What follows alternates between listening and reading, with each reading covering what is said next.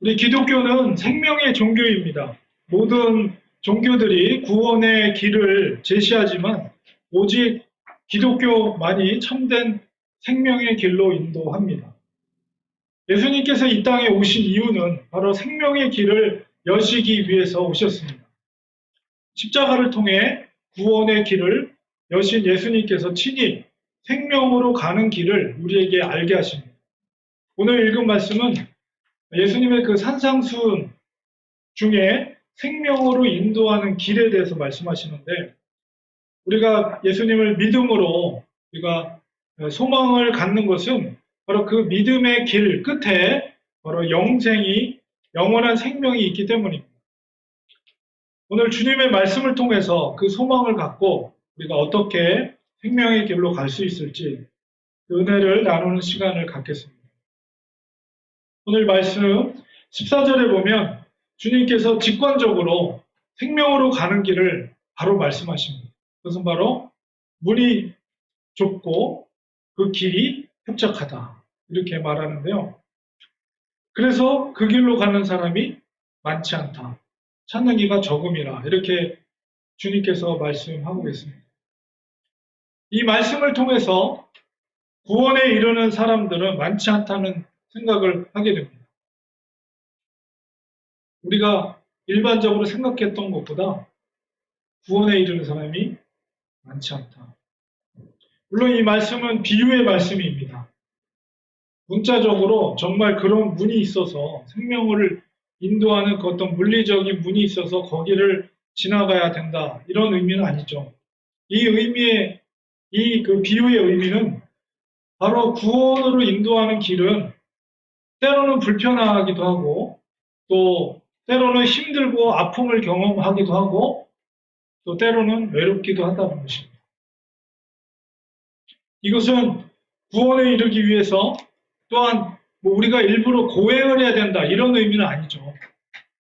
하나님의 뜻을 따라 살아가다 보면 겪게 되는 그런 어려움을 협착한 길이고 좁은 문이다, 이렇게 비유를 하신 것입니다.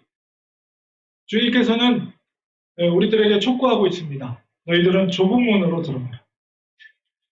우리가 지난주에 제가 말씀 속에 인간의 자유의지에 대해서 말씀드렸는데요.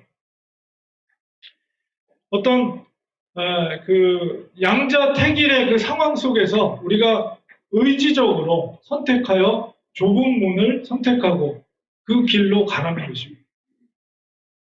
아무리 가는 길이 험하고 그것이 협착하고 또 사람들이 없기 때문에 외로울지 모르지만 그 길 끝에 뭐가 있습니까? 영생이 있기 때문입니다. 인생에는 두 가지 길이 있습니다. 하나는 멸망의 길이고 또 하나는 생명의 길입니다. 영생의 길입니다. 멸망으로 인도하는 길은 아주 큰 문이 있고 아주 큰 길이 있다고 합니다. 그래서 그 길로 가는 사람들이 많다, 이렇게 예수님이 말하고 있습니다. 그런데 생명으로 인도하는 그 길에는 좁은 문이 있고 또 길도 좁아서 대부분의 사람들이 좋아하지 않는다, 거길 가지 않는다, 이렇게 비유하고 있는데, 만약에 여러분이 이 양자택일의 두 길 가운데 서 있다면, 그 기로에 서 있다면 여러분은 어떤 길을 선택하시겠습니까? 우리가 그 기로에 있을 때에, 이 길이 갈라지는 그 기로에 서 있을 때에 우리가 좁은 길을 선택할 수 있는 것은 믿음의 문제. 좁은 길 끝에 우리가 눈으로 보기에는 분명히 저 큰 문을 지나면 좋은 길이 있는, 대장로가 있는, 거기가 좋을 것처럼 보이지만, 그러나 믿음이 있는 사람은 바로 아무리 협착하고 작은 문이라도 그 길 끝에 지금은 보이지 않아요. 그러나 그 끝에 생명이 있고 영원한 생명이 있다는 확신과 믿음이 있을 때, 그 기로에 서 있을 때 좁은 길을 선택하는 거죠. 우리가 예수님께서 소장농의 그 비유를 우리는 잘 알고 있습니다. 밭에서 보화를 발견한 그 농부가 어떻게 했습니까? 그 보화를 발견하고 다시 덮어버렸어요. 그리고 집으로 가서 자기의 모든 소유를 팔아서 그 밭을 샀죠. 그 보화를 알지 못하는 사람들이 보기에는 정말 미친 짓이에요. 자기의 모든 소유를 다 팔아서 그 밭을 사는 행위는. 그러나 그 농부는 알고 있어요. 그 길 끝에 뭐가 있는지. 그 믿음이 있을 때 우리가 협작하고 너무나도 불편해 보이는 그 작은 문을 통과해서 협작한 길, 좁은 길을 가게 되는 것입니다. 우리는 그런 농부의 마음처럼 보화를 발견한 그런 확신을 가져야 합니다. 믿음이 없이 여러분 넓은 길을 가고 있는 사람들의 마음과 우리가 확신을 가지고 좁은 길을 가고 있는 사람의 마음을 한번 생각해 보세요. 어떤 차이가 있을까요? 천국의 믿음이 있는 사람들은 아무리 좁은 문을 지나 협착한 길을 걸어간다 할지라도 그것을 견딜 수가 있어요. 왜냐하면 그 끝에 영생이 있다는 확신이 있기 때문에. 과연 우리는 그런 마음을 가지고 현재 좁은 길을 걷고 있는지 우리 스스로가 자문을 해보아야 합니다. 겉으로는 좁은 길을 간다고 하면서 사실은 넓은 길로 가고 있는 것은 아닌지 우리의 삶을 말씀 앞에 뒤돌아 볼 필요가 있어요. 남들이 다 걷고 있는 넓은 길을 걷고 있으면서 착각해서 우리가 좁은 길을 가고 있다고 생각한다면 그게 얼마나 잘못된 생각입니다.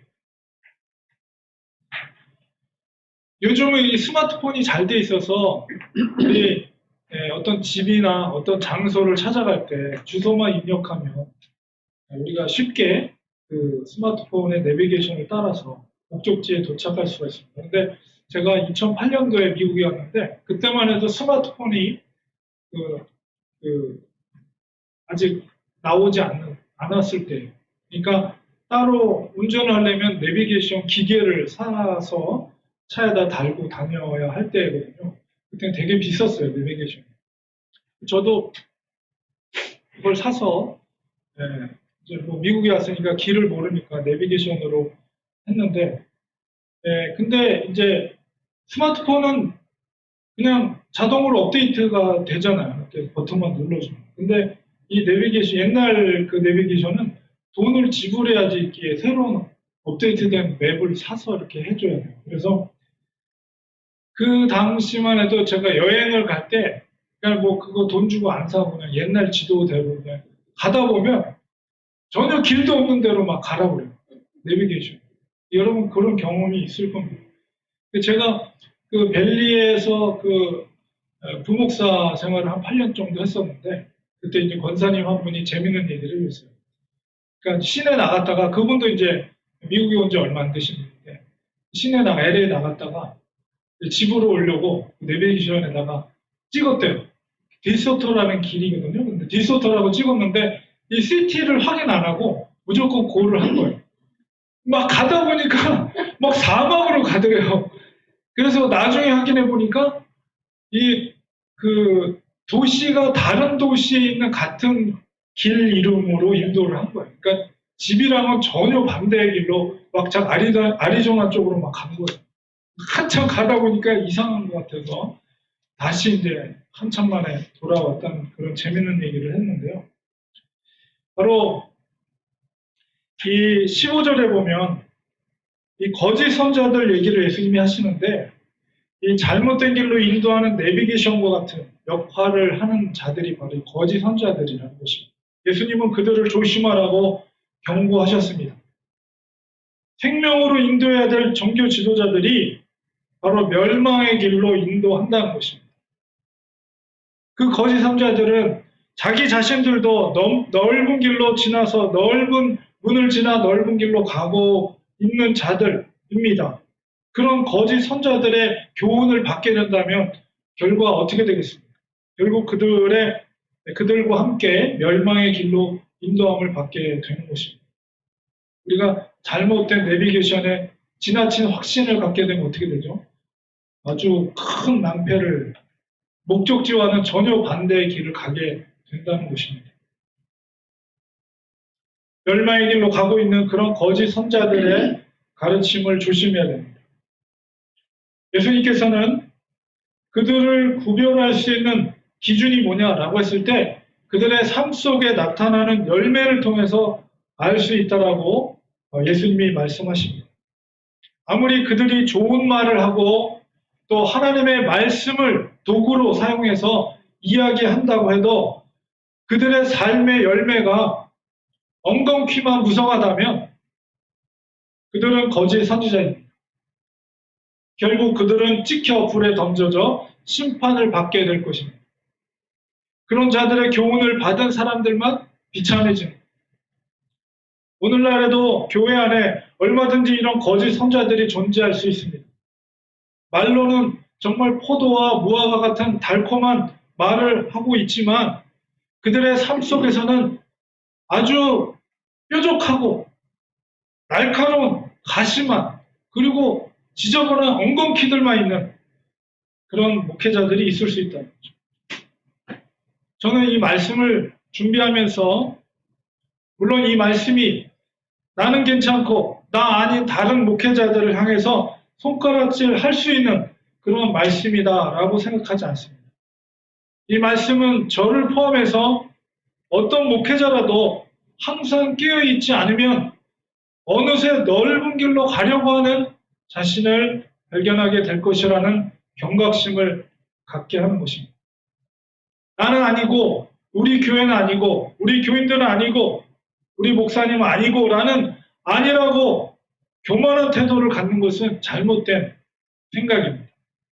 언제든지 우리들도 넓은 길로 가려고 하는 습성이 있다는 것을 명심하고 말로만 그렇게 사는 신앙인이 아니라 열매를 통해서 증명되어지는 삶을 살아야 하는 것입니다.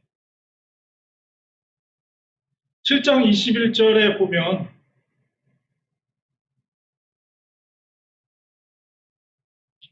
(21절에) 23절의 말씀은 바로 최종적인 심판대 앞에서의 어떤 그런 결과를 말씀하고 있는 것입니다.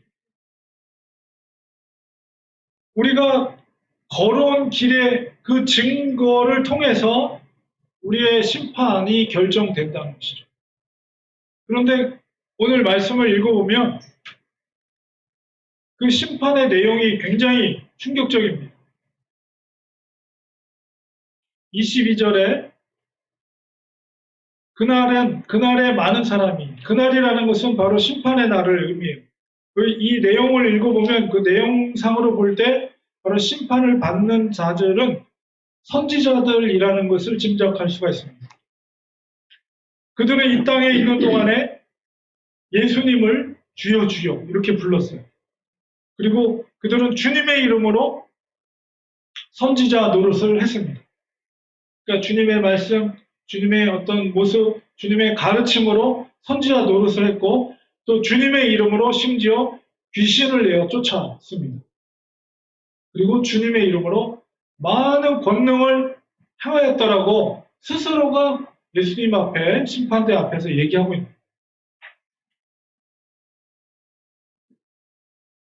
그런데 예수님 뭐라고 말씀하십니까? 그들을 향해서 내가 23절에 너희를 도무지 알지 못한다. 단번에 외면하십니다. 그리고 오히려 그들을 향해서 불법을 행하는 자들이라고 정죄합니다. 하나님 나라의 불법을 행한다는 것은 무슨 의미를 갖고 있습니까? 그것은 하나님의 능력으로 귀신을 쫓고 많은 권능을 행했지만 그 영광을 온전히 하나님께 돌리지 않았다. 그 영광을 누가 취했습니까? 바로 그들이 취했다. 하나님의 것으로 자기들의 유익을 취했기에 그것은 분명 불법을 행한 것입니다. 종교적인 기득권을 가지고 사람들로부터 세상이 추구하는 유익을 구하고 그것을 누리는 생활을 했다는 겁니다.